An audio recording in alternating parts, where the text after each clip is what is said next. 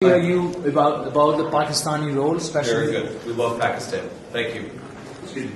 పాకిస్తాన్ మరోసారి భారత అంతర్గత వ్యవహారాల్లో వేలు పెట్టే ప్రయత్నం చేసింది. ముస్లింలను రెచ్చగొట్టి గొడవలు పెట్టేలా పాకిస్తాన్ ప్రెసిడెంట్ జర్దారీ వ్యాఖ్యలు చేశాడు.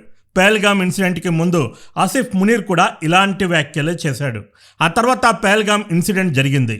అంటే ఇప్పుడు భారత్లో పాకిస్తాన్ పహల్గామ్ లాంటి మరో కుట్రకి ప్లాన్ వేస్తుందా?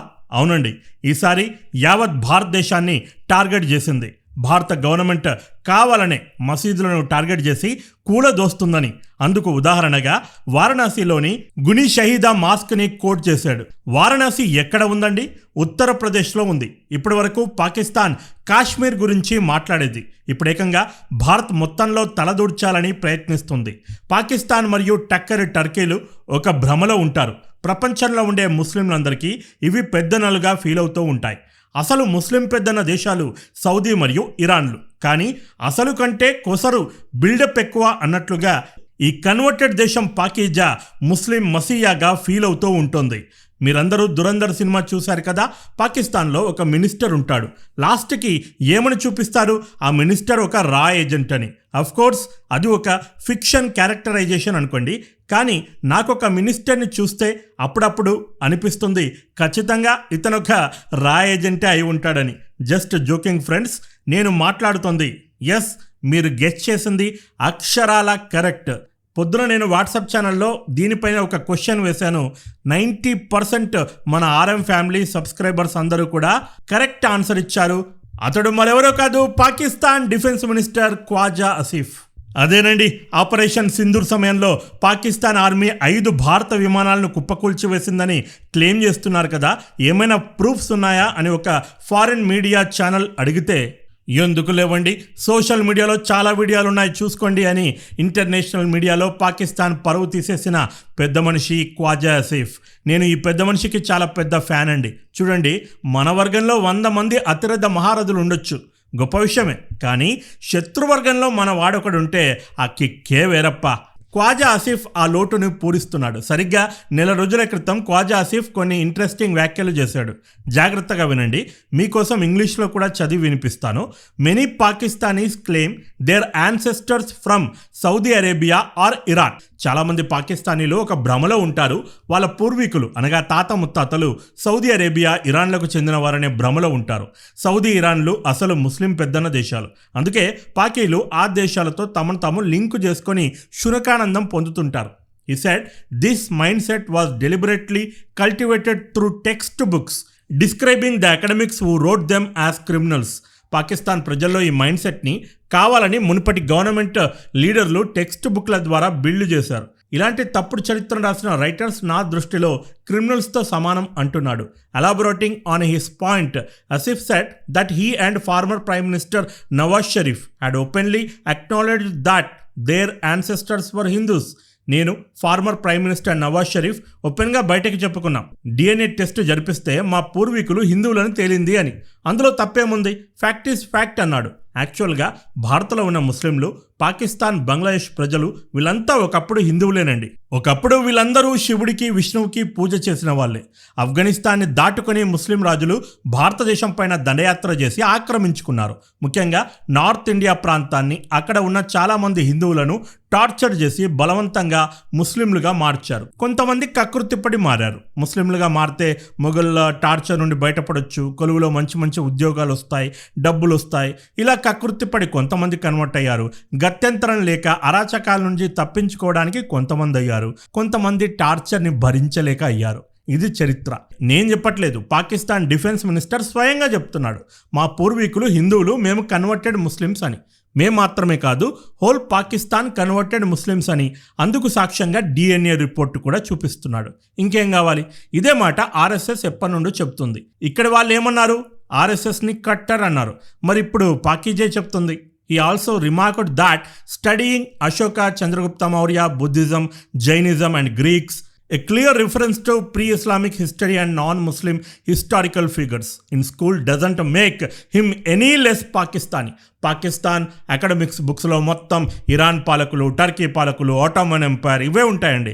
అసలు పూర్వీకుల గురించి ఎక్కడ కూడా కనిపించదు. పాకిస్తాన్ ఒకప్పుడు అఖండ భారతంలో భాగం. మౌర్య సామ్రాజ్యం అఖండ భారతాన్ని పరిపాలించిన సంగతి మనందరికీ తెలిసిందే. అశోకుడు, చంద్రగుప్త మౌర్యుడు వీళ్ళంతా మౌర్య చక్రవర్తులు. ఇదే సమయంలో హిందూయిజం ఆల్రెడీ ఉంది. దీంతో పాటు మరికొన్ని మతాలు పుట్టాయి. బుద్ధిజం, జైనిజం, అలాగే గ్రీక్ కల్చర్ కూడా అక్కడక్కడ కనిపించింది. ఇదంతా చరిత్ర. ఈ చరిత్ర చదివినంత మాత్రాన మనమేమీ తక్కువైపోమని ఖాజా ఆసిఫ్ గడ్డి పెట్టాడు. సందర్భం వచ్చింది కాబట్టి దీనికి సంబంధించి ఒక జోక్ గుర్తుకొచ్చింది. నెల రోజుల క్రితం వాట్సాప్ ఛానల్లో ఆ వీడియో షేర్ చేశాను, మీకు గుర్తుందా? ఇప్పటికీ ఛానల్లో ఉంటుంది, వెనక్కి వెళ్ళి మళ్ళీ చూడొచ్చు మీరు. ఈ ఖాజా ఆసిఫ్ డిఎన్ఏ కామెంట్ తర్వాత పాకిస్తాన్లోని ఒక లీడర్ ఇలా స్పందించాడు. మీ డిఎన్ఏలో హిందూ డిఎన్ఏ ఉందేమో, అంత మాత్రాన అందరూ పాకిస్తానీల డిఎన్ఏలో హిందూ డిఎన్ఏ ఉంటుందని గ్యారంటీ ఏంటి? ఉదాహరణకి నేను మొన్నే డిఎన్ఏ టెస్ట్ చేయించుకున్నా. నా డిఎన్ఏలో యూరోపియన్ డిఎన్ఏ వచ్చింది, ఆ హిందువుల డిఎన్ఏ లేదు. ఖాజా ఆసిఫ్ అలా ఎలా జనరలైజ్ చేస్తాడు అని కామెంట్ చేశాడు. దీనిపైన ఒక పాకిస్తాన్ మీడియా ఛానల్లో చర్చ జరిగింది. యాంకర్ అనలిస్ట్ని ప్రశ్నించింది. ఇలా అంటున్నారు, మరి మీరేమంటారు అని. అనాలిసిస్ చేసే వ్యక్తి ఒక సీనియర్ అనలిస్ట్. ఒక్క నిమిషం కూడా ఆలోచించకుండా ఇలా అన్నాడు, మరి అతని డిఎన్ఏలో యూరోపియన్ డిఎన్ఏ వచ్చిందంటే వాళ్ళ దాది అంటే వాళ్ళ నానమ్మ ఏదో చేసే ఉంటుందని చమత్కరించాడు. అంటే వాళ్ళ నానమ్మ ఎవరో బ్రిటిష్ ఆఫీసర్తో ఎఫ్ఐఆర్ పెట్టుకొని ఉంటుందని ఇండైరెక్ట్గా ఎద్దేవా చేశాడు. ఇలా ఉంటాయి పాకిజా స్టేట్మెంట్లు. బయట దేశాలు స్పెషల్గా వచ్చి వీళ్ళ ఇజ్జత్ తీయాల్సిన పని లేదు. ఇలాంటి తెలివి తక్కువ కామెంట్లు చేసి వాళ్ళ ఇజ్జత్ వాళ్ళే తీసుకుంటారు. పాపం ఏ లోకంలో ఉందో మహాతల్లి, హాయిగా ఉన్న వాళ్ళ నానమ్మ ఇజ్జత్ కూడా తీసి పడేశాడు. ఆమె అనుకుని ఉంటుంది కావచ్చు పైనుండి, ఒరే వెదవా మధ్యలో నన్నెందుకు తీసుకొస్తున్నావురా అని. ఇదంతా ఎందుకు చెప్తున్నానంటే పాకిస్తానీలు ఇప్పటికైనా రియాలిటీలోకి రావాలని. ముస్లింలకు పెద్దన్నగా ఫోజులు కొడుతున్న ఆసిఫ్ మునీర్, జర్దారీ లాంటి నాయకులు దమ్ముంటే డిఎన్ఏ టెస్ట్ చేసుకొని తమ రిపోర్టుని బయటకు తెలపాలి. అలాంటి ఈ కన్వర్టెడ్ ముస్లిం జర్దారీ భారత్లో హిందూ ముస్లిం గొడవలు పెట్టాలని చూస్తున్నాడు. ఆ మసీదు రైల్వే ల్యాండ్లో ఉంది. 1991లోనే దీనిపైన కేసు వేశారు. అప్పటి నుండి వ్యవహారం కోర్టులో ఉంది. ఇదేమీ ఇప్పటికిప్పుడు కక్షతో చేసింది కాదు. 2024లో కోర్టు తుది తీర్పునిచ్చింది. రైల్వే ల్యాండ్లో ఉన్న ఆ మసీదుని తీసివేయాలి అని. తీర్పు వచ్చి 2 ఏళ్ళు అవుతుంది. రీసెంట్గా కొద్ది రోజుల క్రితం మసీదును ఖాళీ చేయాలని అక్కడి రైల్వే డిపార్ట్మెంట్ నోటీస్ ఇచ్చారు. రాత్రికి రాత్రి ఖాళీ చేయమని లేదు, 2 ఏళ్ల గడువు ఇచ్చారు. మాస్క్ పెద్దలు ఏమంటున్నారు, లేదు ఆ మసీదు 17th సెంచరీ నుండే ఉంది. 1883లో ఒక బుక్లో ఉన్న ఈ మ్యాప్ని రిఫరెన్స్గా చూపిస్తున్నారు. కేసుని హైకోర్టుకి తీసుకెళ్లాలని ఆలోచిస్తున్నారు. దేశంలో హైకోర్టు ఉంది, అక్కడ తెగకపోతే సుప్రీంకోర్టు ఉంది, అక్కడికి వెళ్తారు. ఏవైనా గొడవలు ఉంటే వాళ్ళు తేల్చుకుంటారు. ఈ ఇష్యూ గురించి న్యాయస్థానాలు తెలుస్తాయి. నేను ఇక్కడ ఇష్యూ గురించి మాట్లాడట్లేదు. ఇది 100% భారత ఇంటర్నల్ మ్యాటర్. ఇది గుర్తుంచుకోండి. తలదూర్చే హక్కు పాకిస్తాన్కి ఎవడిచ్చాడు? ప్రపంచంలోని ముస్లింలందరికీ నువ్వేమైనా సుప్రీం లీడర్ అనుకుంటున్నావా? కొన్నేళ్ల క్రితం అసదుద్దీన్ ఓవైసీ గారు పాకిస్తాన్ వెళ్ళారు. ఆ వీడియో యూట్యూబ్లో ఉంటుంది, మీరు చూడొచ్చు. ఇలాగే భారత ఇంటర్నల్ మ్యాటర్స్ని డిబేట్లోకి తీసుకొచ్చి మనమంతా ఏకమవ్వాలి, పోరాడాలి అని అక్కడి నాయకులు మన అసదుద్దీన్ ఓవైసీని మభ్యపెట్టే ప్రయత్నం చేశారు. ఓవైసీ అన్నాడు, వెయిట్, మనమంతా అంటే భారత్లో ఉన్న ప్రాబ్లమ్స్ గురించి మేం పోరాడుతున్నాం, భవిష్యత్తులో కూడా పోరాడతాం. అది మా ఇంటర్నల్ మ్యాటర్. మా గురించి మీరు టెన్షన్ తీసుకోకండి, మీ గురించి మీరు చూసుకోండి అని ముఖం మీదే చెప్పేసరికి పాకిస్తాన్ పాలకులు ఫేసెస్ మొత్తం చేంజ్ అయిపోయాయి. అన్నిసార్లు చెప్పుతో కొట్టినట్లు ముఖం మీదే చెప్పినా ఈ విధవలకి బుద్ధి రాదు. మళ్ళీ కొట్టించుకోవడానికి వస్తూనే ఉంటారు. ఇప్పుడు హైదరాబాద్లో రోడ్లు వెడల్పు చేసేటప్పుడు మధ్యలో మసీదులు వచ్చాయి, చర్చిలు వచ్చాయి, మందిరాలు వచ్చాయి. గవర్నమెంట్ ఏం చెప్పింది? ఏం అడ్డుగా వచ్చినా వాటన్నింటిని పీకేయండి అంది. భారతదేశం మొత్తం ఇదే పాలసీని ఫాలో అవుతున్నారు. కానీ ఈ ఇష్యూని రిలీజియస్గా మార్చి భారత్లో మత కలహాలను రెచ్చగొట్టాలని పాకిజా ప్రయత్నిస్తుంది. పహల్గామ్ ఇన్సిడెంట్లో కూడా నీ రిలీజియన్ ఏంటి అని అడిగి మరీ చంపారు. ఎందుకు? ఈ మత కలహాలను రెచ్చగొట్టడానికి. కానీ ప్లాన్ వర్కౌట్ అవ్వలేదు. అందుకే ఇప్పుడు కొత్త గేమ్ ప్లాన్ మొదలుపెట్టింది. కానీ భారత్ వెంటనే జర్దారీ వ్యాఖ్యలను తిప్పికొట్టింది. ఇక్కడ చూడండి, India categorically rejects unwarranted comments made by the president of Pakistan. Zardari వ్యాఖ్యలు తీవ్ర అభ్యంతరకరంగా ఉన్నాయి. ఇండియా ఖండిస్తోంది ఈ వ్యాఖ్యలని. He has in any case no locus standi to comment on matters that are internal to India. ఇది పూర్తిగా భారత ఇంటర్నల్ మ్యాటర్. మా ఆంతరంగిక వ్యవహారాల్లో జోక్యం చేసుకోవడానికి జర్దారీకి ఏం హక్కు లేదు అని తెలిపింది. ఇండైరెక్ట్గా నువ్వెవడివిరా అని గడ్డిపెట్టింది. Irony that Pakistan itself has an abysmal human rights record. Human rights గురించి నువ్వు మాట్లాడకు, నీ పరిస్థితే భయంకరంగా ఉంది, నువ్వు మాకు చెబుతున్నావా అని foreign ministry spokes person Jaiswal అన్నాడు. రీసెంట్గా పీఓకే ప్రొటెస్ట్లలో 100 మందిని పిట్టెలను కాల్చినట్లు కాల్చివేయించింది ఈ పాకీ గవర్నమెంట్. స్వాతంత్రం వచ్చినప్పటి నుండి కొన్ని లక్షల మంది మైనారిటీలను ఊచకొత కోయించింది. భారత్లో ముస్లిం పాపులేషన్ పెరిగింది, పాకిస్తాన్లో హిందువుల పాపులేషన్ కనుమరుగైపోయింది. ఈ గణాంకాలు చాలు ఎవరిపై అత్యాచారాలు చేస్తున్నారో.